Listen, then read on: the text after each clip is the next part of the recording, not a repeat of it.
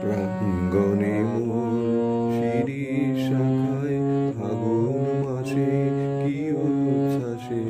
ক্লান্তিবিহীন ফুল ফোটানোর খেলা,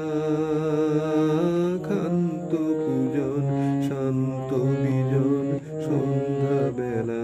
ক্লান্তিবিহীন ফুল ফোটানোর খেলা, ক্ষান্ত পূজন শান্ত বিজন সন্ধ্যা বেলা,